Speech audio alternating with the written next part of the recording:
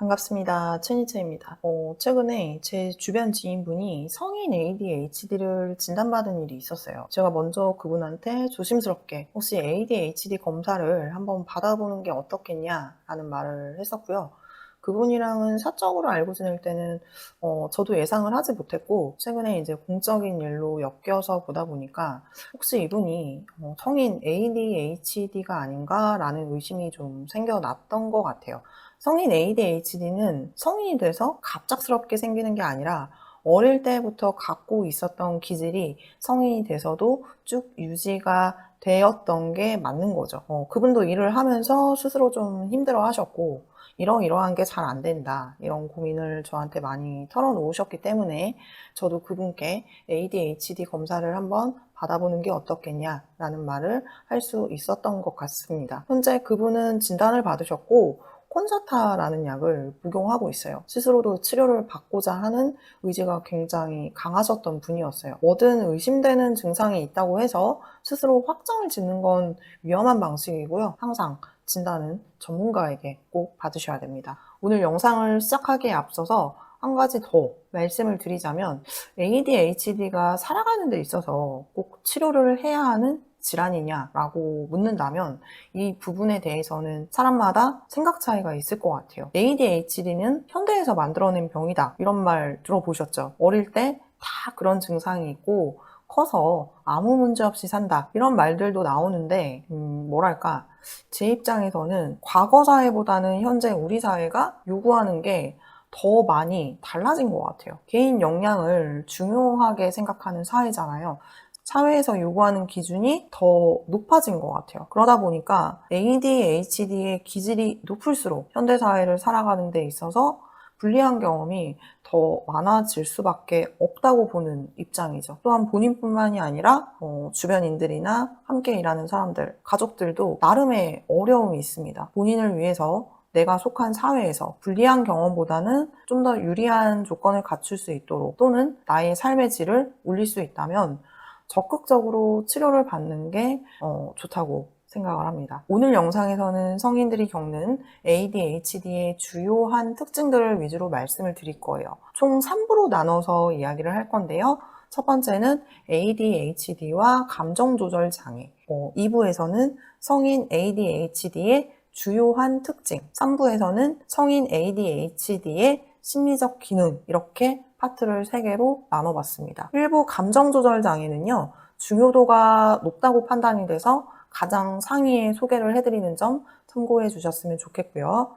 오늘 영상 주제는 민감한 주제이기 때문에 제 개인 의견이 아니라 성인 ADHD에 대해서 아주 오랜 기간 연구하신 정신과 전문의 이원익 선생님의 책을 많이 참고했습니다. 책 제목은 성인 ADHD의 개념과 진단, 그리고 치료를 위한 지침서라는 책이고요.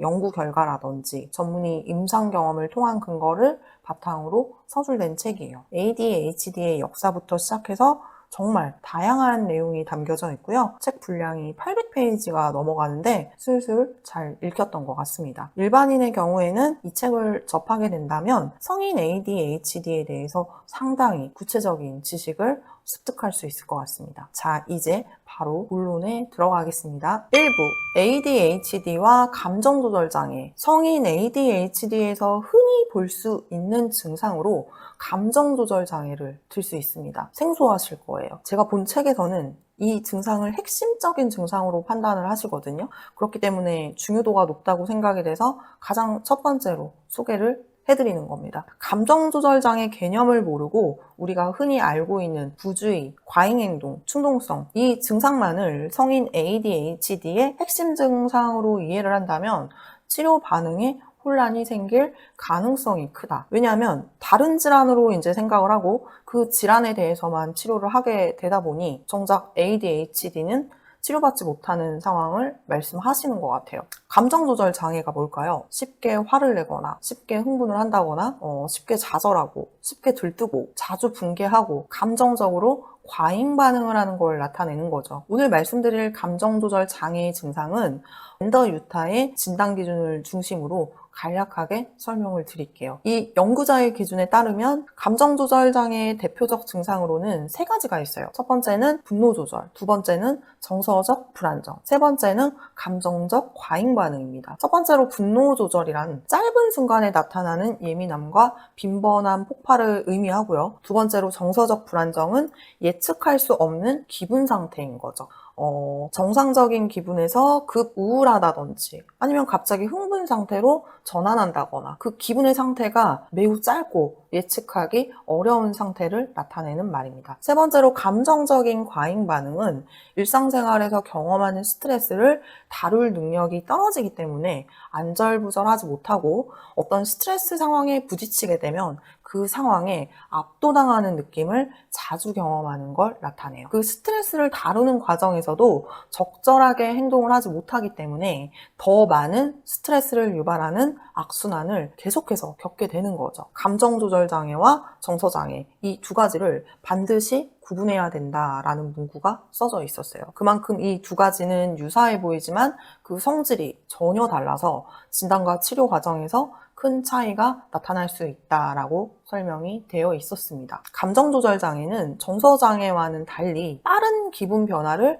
지속적으로 호소하는 특징이 있다고 하거든요. 하루 종일 슬프다가 혹은 흥겹다가 갑자기 죽음을 생각할 정도로 변동이 심한 기분 변화가 하루에도 몇 차례씩 일어날 수 있다고 합니다. 보통 ADHD를 진단하는데 일반적으로 사용되는 진단체계가 DSM이거든요. 여기에는 감정조절장애 진단 기준이 포함되어 있지 않아요. 이 책의 저자이신 분이 말하고자 하는 것이 무엇이냐면 성인 ADHD의 환자 중 59에서 72% 정도가 감정 증상을 보이지만 이러한 감정 증상에 대해서는 관심이 낮고 이해도가 부족하게 되면 성인 ADHD 환자를 치료하기가 어렵다는 거죠. 이런 증상을 우울증이나 조울증으로 진단을 하면서 실제 그 사람에게 가장 큰 문제이고 현재도 가지고 있는 성인 ADHD는 해결되지 못하는 일이 발생된다고 강조를 하시는 거죠. 실제 글 쓴 분이 겪은 임상에서는 성급함, 변덕, 빠른 기분 변화, 급한 성미, 그리고 좌절에 대한 낮은 내성 등과 같은 불안정한 기분은 성인 ADHD에서 자주 나타나는 증상이라고 해요. 그렇기 때문에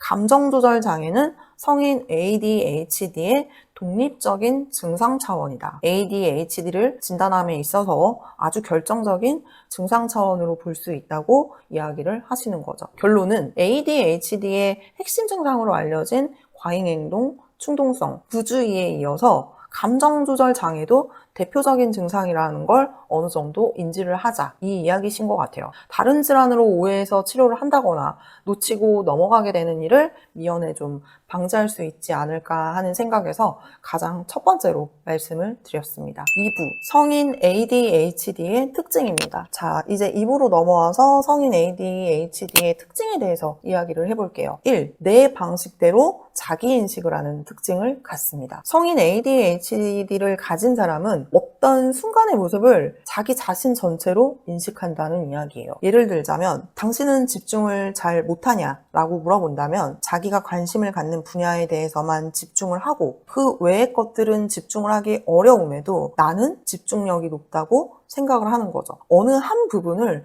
자기 전체로 받아들인다는 거예요. 만약 전문의가 어떤 질문을 통해서 당신은 혹시 이러이러한 증상이 있습니까? 라고 물으면 그렇지 않다 라고 대답을 할 수 있다는 거예요. 자기 자신의 어떤 단면만을 보고 이게 내 전체의 모습이야 라고 인식을 하기 때문에 발생하는 일입니다. 이때 중요한 건 그 진단을 내리시는 분이 한 증상에만 집중을 하게 되면 놓치고 지나치게 된다고 해요. 그렇기 때문에 진단하는 쪽에서도 그 사람의 전반적인 인생 궤적을 추적해서 맥락적으로 판단하고 평가해야 된다고 합니다. 2. 성인기 ADHD는 과잉행동 대신 불안감을 인식해야 합니다. 아동기 때는 과잉행동이 나타나고 그게 또 주요한 특징으로 알려져 있죠. 그런데 성인기에는 과잉행동이 많이 사라져 있습니다. 아무래도 사회화가 이루어지고 또 어릴 때부터 부모님이나 선생님으로부터 피드백을 받고 어느 정도는 행동이 교정되어 있겠죠. 그런데 성인이 돼서는 그러한 과잉 행동이 사라지는 대신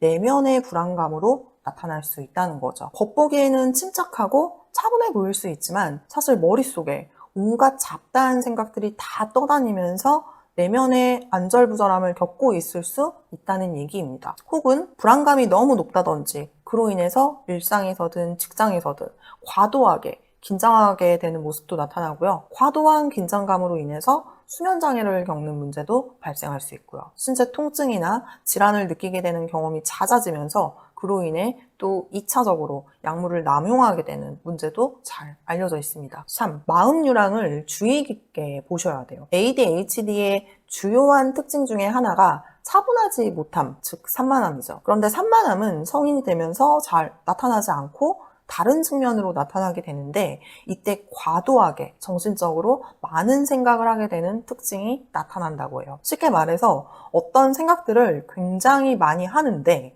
그 생각이 패턴 없이, 초점 없이 짧고 산만하게 나타난다는 거죠. 일관된 생각을 깊게 하는 게 아니라 생각들이 쉽게 이동이 돼서 한 주제에서 다른 주제로 넘어가 버리고 서로 관련이 없는 생각들을 하면서 산만해지는 거죠. 오히려 성인 ADHD를 진단함에 있어서 부주의, 충동성, 과잉 행동보다 더 강력한 예측 인자로 마음 유랑을 꼽을 수 있다고 합니다. 4. 작업 기억의 어려움입니다. 성인 ADHD의 경우에는 일상에서나 일적으로나 필요한 기억을 명확하게 저장해서 꺼내 쓰는 게 어려워요. 장기적으로 어떤 계획을 짜고 이를 체계적이고 조직화하는데도 어려움을 느끼게 됩니다. 우리가 어떤 일을 처리하려면 내가 갖고 있는 정보를 기억하는 건 필수겠죠. 그런데 ADHD의 경우에는 이런 작업 기억에 어려움이 있기 때문에 해야 할 일을 망각하고 향후 어떤 일을 처리하는 데 있어서 필요한 정보를 잘 기억해내지 못하고 생각이 조직화되는 게 어렵기 때문에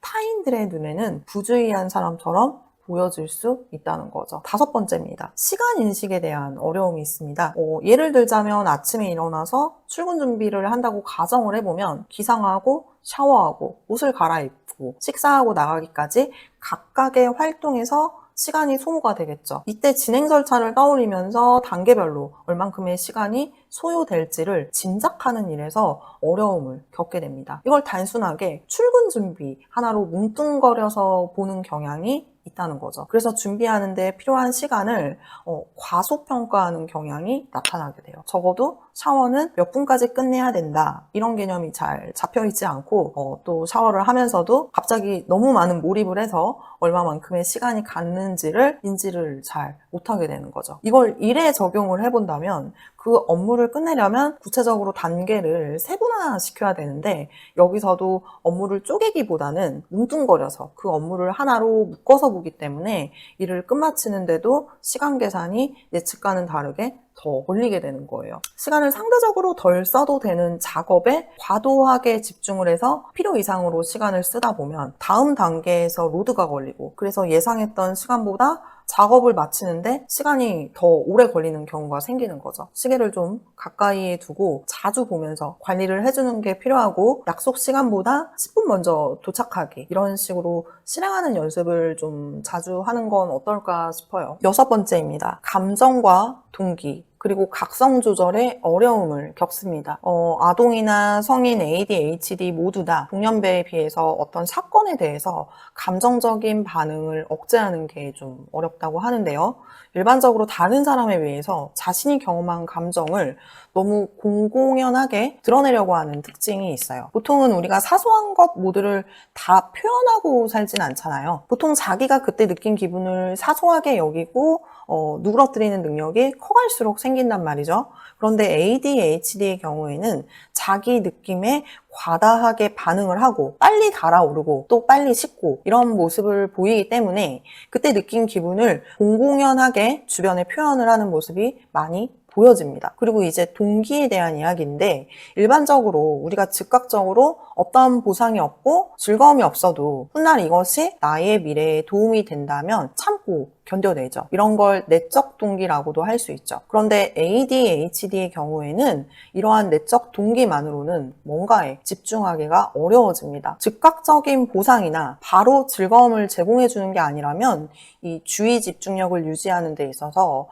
꽤 어려움을 겪게 되는 거죠. 꼭 해야 하는 일이 있어도 행동하거나 각성하는 데 있어서 어려움을 겪는 일이 자주 발생합니다. 그렇기 때문에 외부에서 볼 때는 의지가 부족하고 자기 원칙이 부족하다, 이런 평가를 받기가 쉬워지겠죠. 학생의 경우에는 이러한 기질로 인해서 과목마다 이 성적 편차가 많이 날 수 있어요. 자기가 좋아하는 과목에서는 성적이 잘 나오고 또 별로 좋아하지 않는 과목은 성적이 낮게 나타난다든지 이런 성적 편차의 특징이 나타나겠죠. 자, 그리고 7번째는 공존질환의 발생입니다. 이거 굉장히 중요한 내용인데요. 성인 ADHD의 경우에는 아동보다 좀 더 심각한데 환자 중에서 75에서 80% 정도가 하나 이상의 공존질환을 갖고 있고요. 평균 3개 이상의 공존질환이 나타난다고 합니다. 역설적으로 본다면 공존질환이 없다면 성인 ADHD가 아닐 가능성도 있다는 거죠. 적어도 1개 이상의 공존질환이 존재하고 그 대표적인 공존질환에는 우울증, 불안장애, 양극성장애, 인격장애 등이 있습니다. 특히 우울증은 3배, 기분부전은 6배, 그리고 다른 기분장애가 4배 더 높게 발생하는 경향이 있는 것으로 나타났습니다. 이러한 정서 질환으로 인해서 치료에 혼란이 생길 수가 있어요. ADHD랑 정신질환 사이에서 증상이 겹쳐지는 경우도 있고, 그렇다 보니 정확한 진단과 치료가 어려워지는 거죠. 아니면 우울증을 더 심각하게 보게 되면서 ADHD가 과소평가되거나 아니면 ADHD 증상을 발견하지 못한 채로 치료를 받지 못한 상태로 남아있을 수 있다는 거죠. 성인 ADHD의 경우에 공존질환이 많이 나타나는 2가지 경우가 있는데, 첫 번째는 아동기 때 ADHD가 있음에도 여러 가지 이유로 약물 치료를 받지 못한 상태로 성인이 된 경우이거나, 두 번째는 아동기 때 부주의형이 아니라 혼합형 ADHD인 경우에 더 잘 나타난다고 합니다. 무튼 성인 ADHD의 특성 중에서 공존질환이 존재할 가능성이 굉장히 높다는 걸 꼭 염두에 두시면 도움이 될 것 같아요. 그리고 그 외의 특징들에 대해서 이야기를 해보자면, 성인 ADHD가 주의를 해야 될 것들은 도파민 분비가 즉시 일어나는 일에 몸이 잘 반응을 하기 때문에 게임이라든지 도박, 잦은 음주나 흡연, 충동구매 같은 것들을 좀 주의하셔야 합니다. 또 어릴 때처럼 과잉 행동이 크게 나타나지는 않지만 어른이 돼서는 다른 방향으로 나타나게 될 수 있기 때문에 회의 시간에 오래 앉아있지 못한다든지, 손발을 과도하게 꼼지락거리게 된다든지, 혹은 수다를 심하게 떤다든지 늘 정신없이 바쁜 모습의 양상으로 나타나기도 한다고 해요. 그리고 대화를 하다 보면 상대의 질문이 끝나기도 전에 말을 끊고 들어오는 경우가 자주 발생되는데요. 이건 충동성의 문제랑도 관련이 있죠. 내가 어느 시점에 이야기를 해야 되는지 인식을 잘 하지 못하고 생각을 하고 말을 한다기보다는 즉각적으로 불쑥불쑥 말이 튀어나오게 되면서 상대의 말을 가로채는 상황이 발생하게 됩니다. 자, 여기까지가 성인 ADHD의 주요한 특징이었어요. 이 2번째 파트의 핵심은 성인기 때 ADHD 증상은 아동기 때랑은 다른 방향으로 나올 수 있다는 점, 그리고 우리가 기존에 알고 있던 대표적인 ADHD 증상 외에도 잘 모르고 지나칠 수 있는 특징들까지도 언급을 해봤습니다. 이제 3부, ADHD의 심리적 기능에 대해서 이야기를 해보도록 하겠습니다. 첫 번째는 감정인식에 어려움이 있습니다. 성인 ADHD를 가진 사람에게서 흔하게 나타나는 대인관계의 문제 중 가장 큰 게 비언어적 소통의 문제라고 할 수 있어요. 이 문제는 사실 아동 ADHD에게서도 동일하게 관찰되는 증상입니다. 비언어적 소통이라는 게 우리가 직접적으로 말로 표현하는 방식이 아니라 표정이나 몸짓, 시선 처리 등을 통해서 처리하는 것들인데, 어떤 사람의 표정을 보면서 저 사람이 지금 이런 기분이구나, 이걸 말하려고 하는구나, 눈치로 가늠하는 걸 이야기하는 거죠. 타인의 감정을 인식하는 데 있어서 어려움을 겪는 건 사실 정서 발달의 기본이 되는 3가지 단계와도 밀접한 관련이 있거든요. 정서 발달이 되는 3가지 단계가 뭐냐면, 첫 번째로는 정서인식, 두 번째로 정서 표현, 세 번째로 정서 조절, 이렇게 나뉘어져 있어요. 정서인식이라는 건 나, 그리고 타인의 감정과 정서를 이해하고 파악하는 능력을 말하는 거고, 정서 표현이라는 건 긍정적인 표현을 더 많이 하고 부정적인 표현은 상대적으로 덜 표출하는 능력을 말하는 거예요. 정서 조절은 자신이 표현하고자 하는 걸 적절한 강도로 조절해서 표현할 줄 아는 능력을 이야기하는 겁니다.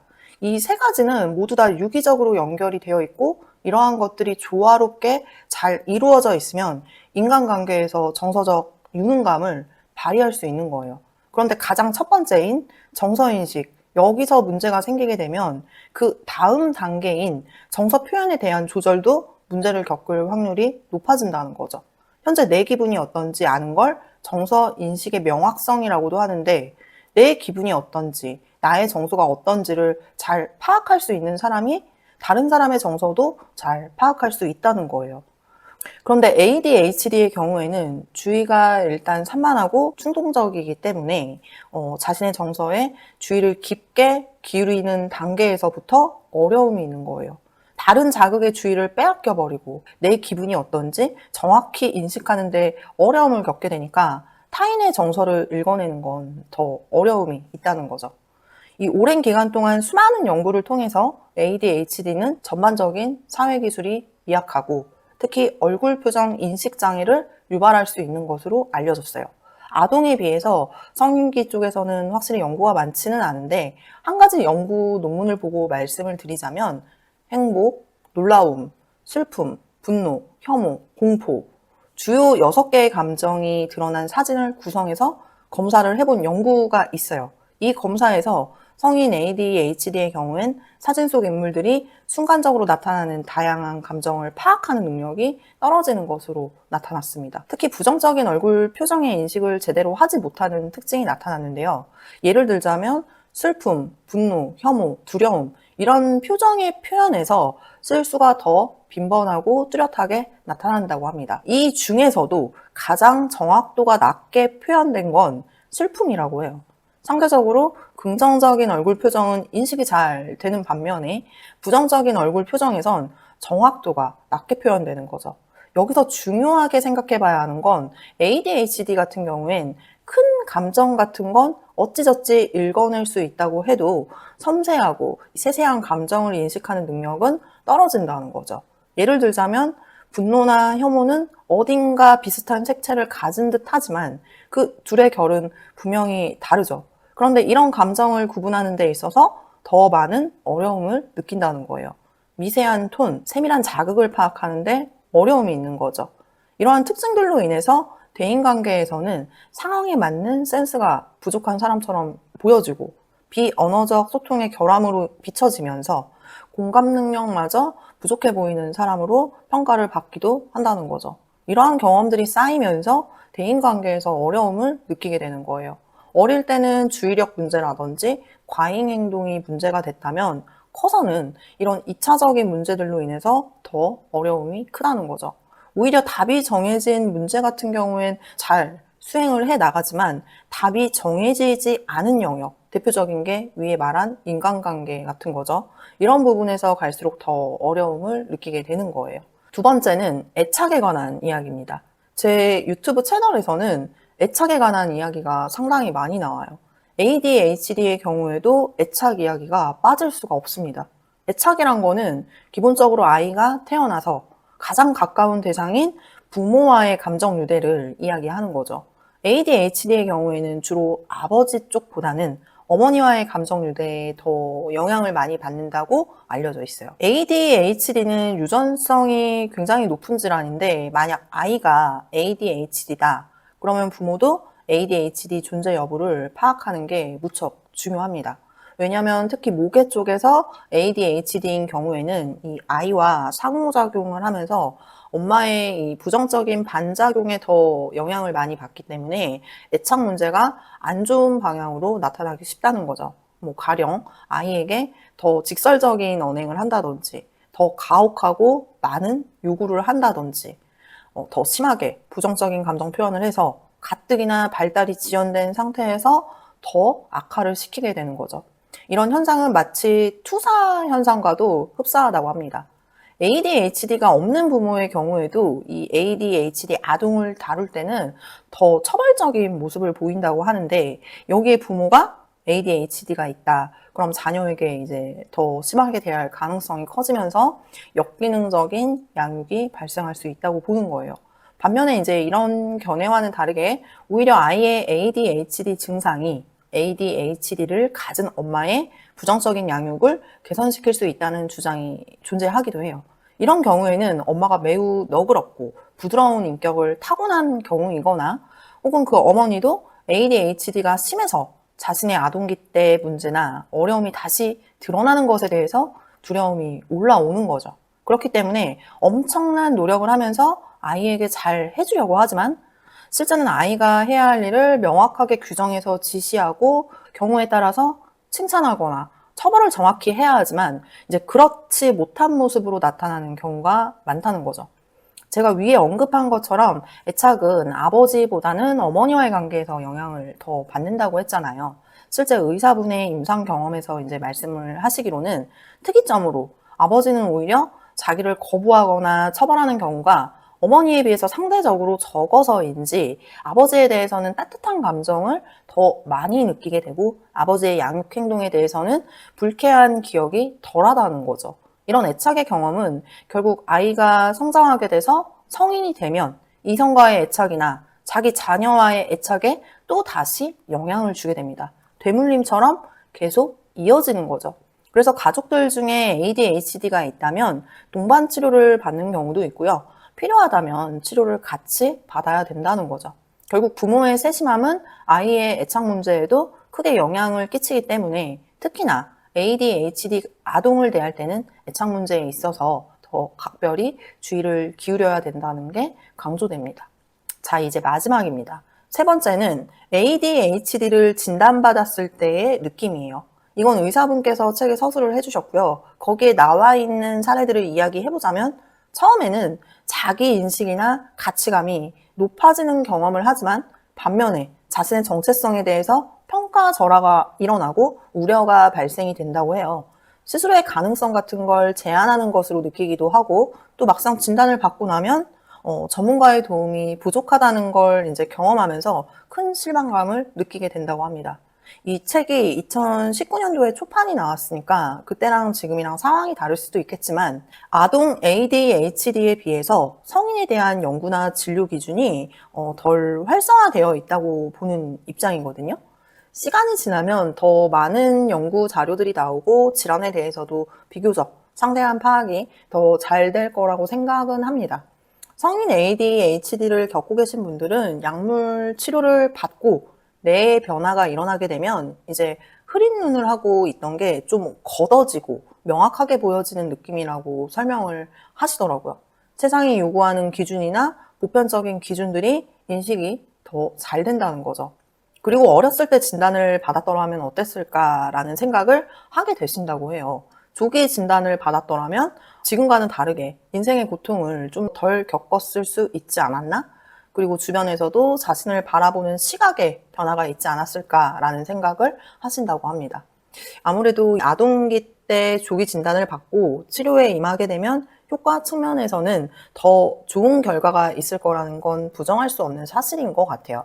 만약 ADHD가 의심이 되거나 진단을 받으신 분들의 경우에는 약물 치료도 하실 거고, 공존 질환이 있다면 같이 치료를 하게 되실 건데, 약물에 대한 부작용이라든지 치료 효과는 개개인마다 차이가 있겠죠. 그렇기 때문에 자신에게 맞는 약물과 약의 용량도 찾아가는 과정을 거치셔야 할 거예요. 약이 가장 치료 효과가 높기 때문에 약물 없이 사실 의지력만 갖고는 해결되긴 어렵다고 생각을 하거든요. 물론 ADHD도 이 개개인마다 정도의 차이는 있겠지만, 스스로의 삶의 질이 많이 떨어진다고 느껴지시면 꼭 전문가를 통해서 적극적으로 치료를 하는 것이 바람직하다고 생각을 합니다. 오늘 영상에서는 우리가 흔히 알고 있는 증상 외에도 성인기 때 나타나는 증상들, 모르고 지나칠 수 있는 것들을 중점으로 이야기를 많이 해봤고요.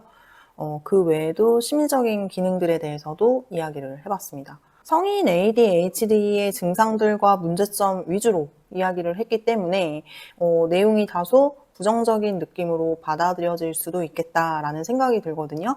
그렇지만 이 영상 의도 자체가 누군가를 위로하는 영상이 아니라 치료가 필요하신 분들에게 증상의 특징을 알리는 게 목적이기 때문에 제 의도를 잘 파악해 주셨으면 좋겠습니다. 오늘도 긴 영상 시청해 주셔서 감사하고요. 다음에 더 좋은 콘텐츠로 찾아뵙도록 하겠습니다.